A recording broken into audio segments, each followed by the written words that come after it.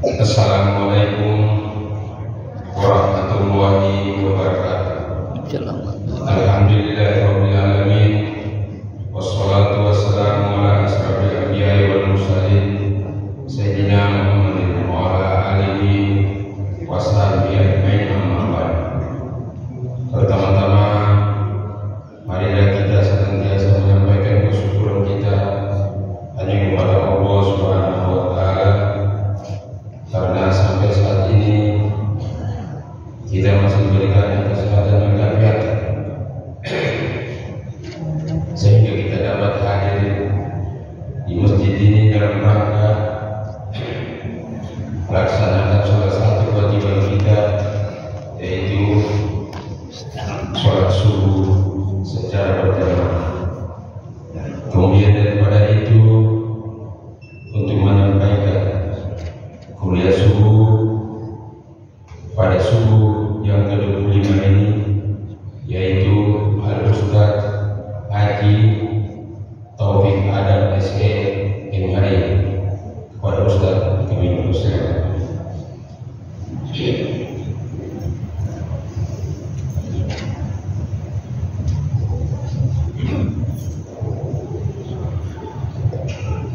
Assalamualaikum warahmatullahi wabarakatuh.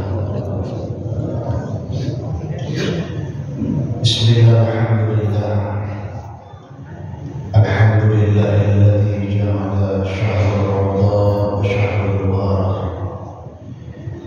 Asyhadu an la ilaha illallah wahdahu la syarika lah wa asyhadu anna sayyidana Muhammadan abduhu wa rasuluhu la nabiyya ba'dahu.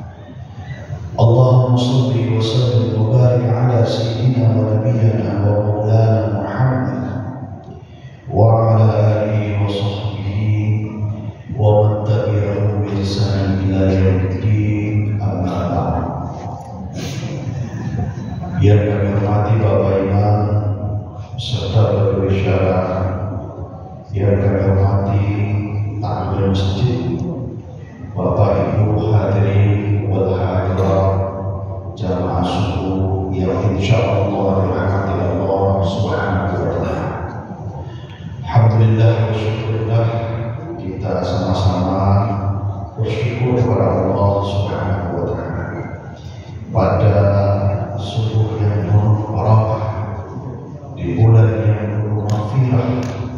Mudah-mudahan insyaallah pada puasa kita, amaliyah yang telah kita lakukan sejak awal Ramadan hingga di hari yang ke-25 ini, insyaallah mendapatkan nilai pahala yang berlipat ganda di hadapan Allah Subhanahu wa taala. Salawat dan salam kita kirimkan salam kepada baginda kita Nabi Muhammad sallallahu alaihi wasallam. Mudah-mudahan dengan berbanyak salawat kepada Nabi Muhammad sallallahu alaihi wasallam mendapatkan cintanya Allah dan cintanya Rasulullah sallallahu alaihi wasallam. Dan yang paling utama, kita berharap kepada Allah, kita mendapatkan ampunan Allah Subhanahu wa taala. Hadirin yang dimuliakan Allah Subhanahu wa taala, seiring waktu berjalan terus-menerus, tidak terasa Ramadan ini akan meninggalkan kita semua. Dari awal Ramadan kita telah mencampakkan di dalam hati niat karena Allah Subhanahu wa taala, kita melaksanakan semua perintah Allah Subhanahu wa taala. Maka kita sampailah di hari yang ke-25. Maka ketika kita seorang hamba Allah Subhanahu wa taala sudah melaksanakan perintah Allah Subhanahu wa taala pada puasa, maka ada satu kewajiban yang tidak boleh kita tinggalkan di bulan Ramadan. Bagi orang-orang yang berpuasa Ramadan, ini hukumnya wajib bagi kita, yakni mengeluarkan zakat fitrah di bulan Ramadan. Orang yang tidak mengeluarkan zakat fitrah di bulan Ramadan, maka kata Rasulullah SAW, di mana puasanya tidak sampai di hadapan Allah, puasanya ibarat seperti lampu ini yang bergantung di antara langit dan bumi. Maka kewajiban yang satu ini tidak boleh kita tinggalkan. Kita boleh mau beli baju baru silakan, mau beli sepatu baru silakan, mau cenderung silakan, mau beli kue yang bagaimanapun modelnya silakan, tidak dilarang oleh syariat. Akan tetapi jangan sampai dengan semua itu yang kita beli, yang kita aktivitaskan, meninggalkan sebuah perintah Allah yang mengeluarkan zakat fitrah. Karena Allah katakan aqimus shalah wa atuz zakat, dirikanlah sholat dan kemudian keluarkanlah zakat. Hadirin yang dimuliakan Allah, maka zakat fitrah ini sangat penting dalam kehidupan kita. Di samping untuk kepentingan diri kita, kepentingan akhirat, di sana ada kepedulian terhadap kaum yang lemah. Di sana ada kepedulian bagi fakir dan miskin yang membutuhkan akan bantuan kita. Dengan cara kita berzakat inilah yang dapat membantu mereka, meringankan beban mereka. Apa yang kita nikmati, maka mereka juga harus menikmati. Kebahagiaan mereka juga sebaliknya, begitu juga kebahagiaan kita. Seperti sebagaimana kita berbahagia, mereka juga harus berbahagia di dalam menyambut hari kemenangan, yakni Idul Fitri. Hadirin yang dirahmati Allah Subhanahu wa Ta'ala, ada hal yang harus kita sama-sama pahami. Di dalam mengeluarkan zakat fitrah itu tidak asal kita keluarkan, beli di warung setelah itu diantar. Tidak seperti itu yang diajarkan oleh Nabi Muhammad SAW. Di zaman Rasulullah SAW, ketika mau mengeluarkan zakat fitrah, beliau bersama keluarganya mengantarkan zakat ini kepada orang yang berhak. Mengantar sendiri, bukan dititip keluarga, bukan dititip sama tetangga, sama sahabat, tidak. Rasulullah SAW bahkan mencari mana orang-orang miskin, mana orang-orang fakir, mana orang-orang yang lemah. Itulah kemudian Rasulullah langsung memberikan hal tersebut.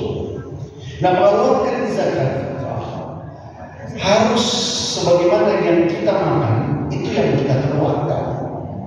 Artinya seperti misalnya contoh si fulan biasa makan beras super big, itu yang dia keluarkan. Para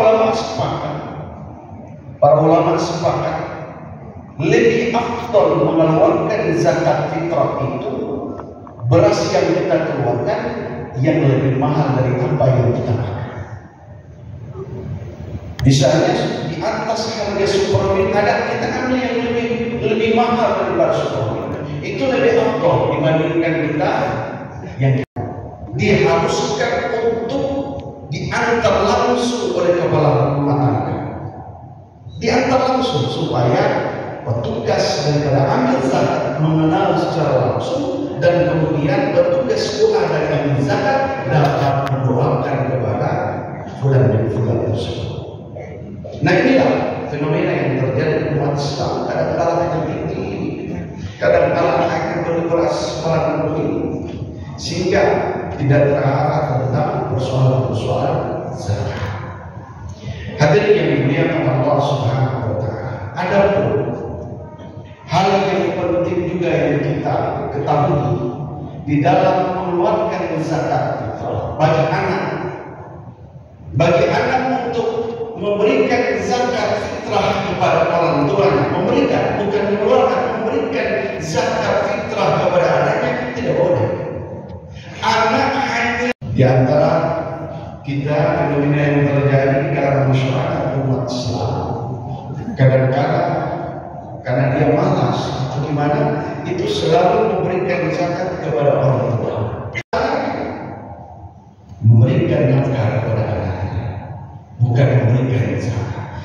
Kalau anak-anak mengeluarkan zakat untuk orang tuanya, tidak masalah.